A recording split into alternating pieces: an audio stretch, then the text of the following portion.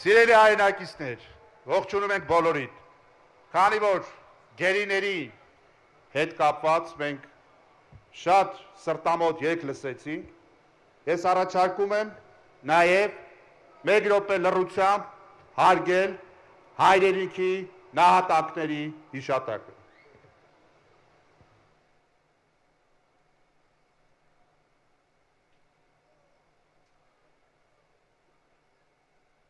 Շնորհակալություն։ Սիրելի հայրենակիցներ, 88 թվականի Արցախյան շարժման ժամանակ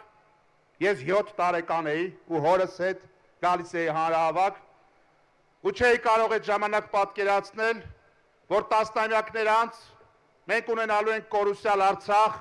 եւ վտանգված Հայաստանի Հանրապետություն։ Սակայն ի տարբերություն 90-ականների, երբ որ շատ դեպքերում գործող իշխանությունները մարդկանց ավտոբուսներից իջացնում էին, որ տանեին ռազմաճակատ, 20 թվականին ժողովուրդը ջարդում էր զինկոմիսարիատների դուռը, որ գնա կռիվ։ Բայց այս իշխանությունները Արցախը տարան կործանման։ Հիմա բոլորի տանունից ուզում եմ դիմել Նիկոլ Փաշինյանին։ Նիկոլ Վովայի Փաշինյան 2019 թվականին ԵՀԿ Միսկի խմբի համանախագահությունը Արցախի հակամարտության հետ կապված ինչ է քեզ առաջարկել։ Ինչ են առաջարկել, որ դու մերժել ես ու բանը տարել ես պատերազմի։ Այդ որ բողոքում ես, ասում ես ինչ եկել, չեմ եկել, ասում են հողերը տալիս է, հողերը տալիս է։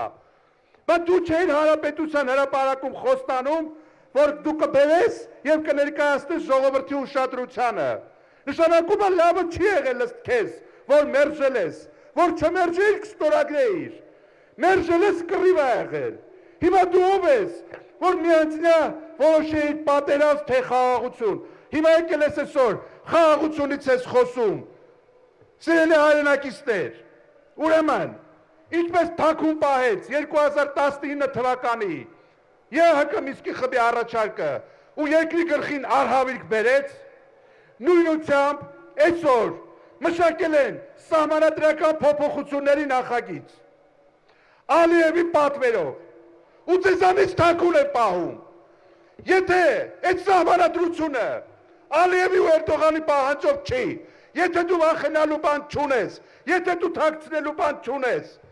երկու օրից ընտրություն է տեղի ունենալու։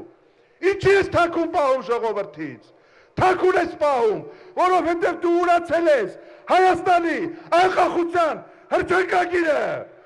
Հայաստանի անկախության հռչակագիրը ուրացել է մեկ մարդ, եւ այդ մեկ մարդը դու ես, եւ այդ մեկ մարդը դու ես, եւ այդ մեկ մարդը։ Ուրեմն Հայաստանը սարքել է կոնցլագեր, բաց երկնքի տակ, եւ այդ մեկ մարդը դու ես, եւ այդ մեկ մարդը, եւ այդ մեկ մարդը։ Սիրելի հայրենակիցներ, այստեղ շատ է խոսվում, որ մեծ թվով մասնակցության դեպքում այս իշխանությունների ճանապարհը գծված է հեռանալու համար։ Տարբեր թվեր են նշում, բայց քանի որ սրանք թուրքի պահանջով ուրանում են նաև ցեղասպանությունը, ցեղասպանության 1.5 միլիոն նահատակներին, ուրեմն բոլորս հունիսի 7-ին նույն թվով 1.5 միլիոն հայ պետք է գնա անդրատեղամաս, 2.5 միլիոն քվեաթերթիկ, համարեք այդ 1.5-ը ամեն մեկը մի հատ մոմ եք վառում ցեղասպանության նահատակների համար։ Ուրեմն հունիսի 7-ին, համար 7-ին, հունիսի 7-ին, համար 7-ին, միացիր, միացիր, միացիր, ուրեմն փառք Հայաստանի երրորդ հանրապետությանը, փառք նահատակներին, փառք հայ առաքելական եկեղեցուն, փառք Հայաստանի երրորդ հանրապետության անկախության հռչակագրին, փառք հայոց եռագույնին, կեցցե Հայաստանի երրորդ Հանրապետությունը։ Բրավո։ Վանուկ Սուքյասյան